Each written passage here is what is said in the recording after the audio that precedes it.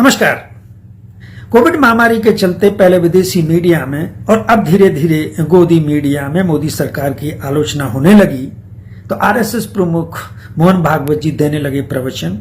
कहते हैं कि पहली लहर के बाद में शासन प्रशासन और लोग लापरवाह हो गए थे, इसलिए स्थिति आज गंभीर है। उन्होंने आगे कहा कि जो महामारी में मर गए हैं वो मुक्त हो गए हैं। तो चलिए पहली बात पहले, शासन प्रशासन और लोग लापरवाह हो गए थे तो फिर सावधान कौन था? आरएसएस। उसने लोगों को सावधान करने की जहमत क्यों नहीं उठाई?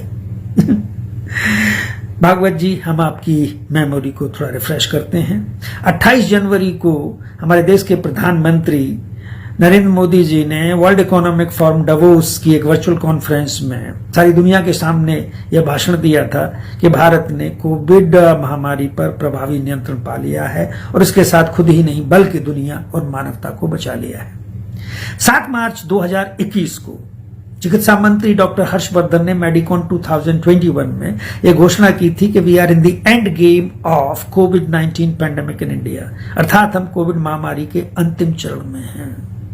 उन्होंने फिर 30 मार्च 2021 को यह याद दिलाया कि घबराने की कोई आवश्यकता नहीं है, स्थिति नियंत्रण में है।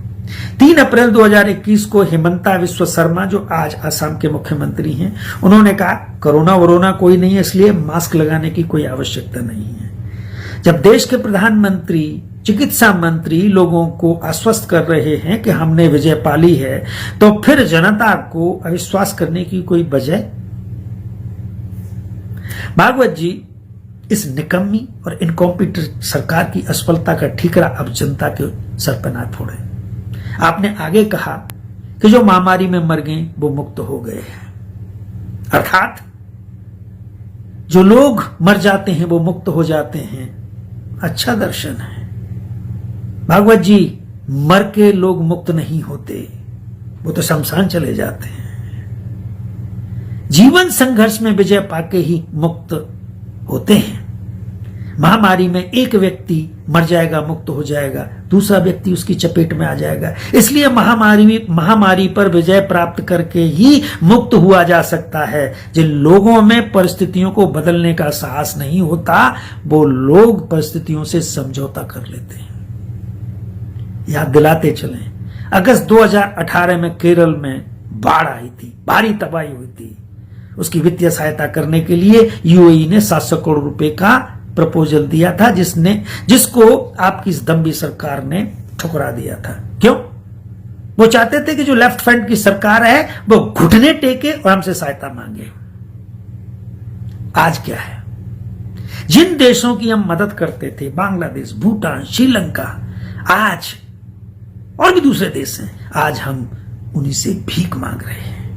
आपके इस झूठे राष्ट्रवाद ने, हिंदुत्ववाद ने हमें निरीह, असहाय और भिखारी बना दिया है।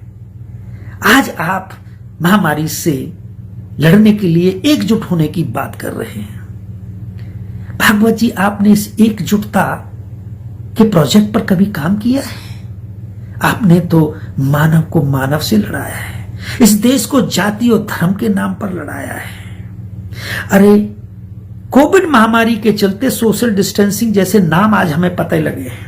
मानव से मानव के बीच में 2 गज की दूरी होना चाहिए इस बीमारी से लड़ने के लिए, आज मालूम चली है। परंतु आप तो इस सोशल डिस्टेंसिंग के फॉर्मूले पर बरसों से काम करते चले आए हैं। अरे, ये तो खत्म होते ही महामारी, ये 2 गज की दूरी भी खत्म हो जाएगी। परंतु आपने मानव के बीच में, जातियों और धर्मों के बीच में जो इतनी लंबी और गहरी खाई कर दी है, उसका क्या होगा? आपने हमारी गंगा जमुना, जो तहजीब है, जो संस्कृति है, उसको तार तार करके रख दिया है। मेरा देशवासियों से विनम्र निवेदन है कि कोविड महामारी के साथ साथ में इस हिंदुत्व महामारी से भी लड़ने की आवश्यकता है और इसके लिए गंगा जमुनी जो तहजीब है, जो संस्कृति है, उसे सेतु बनाना है। क्योंकि संस्कृति कोई भाषा, कोई जाति, कोई धर्म नहीं होती। ये गंगा जमुना संस्कृति तो अनेकताओं में एकता स्थापित करने की परिकल्पना है। हमें उसे ही हथियार बना के इस हिंदुत्व महामारी से छुटकारा पाना है, तभी हम इस देश को पुनः महान बना सकते हैं। वरना इन्होंने तो बेकारी बना दिया है। जय हिंद।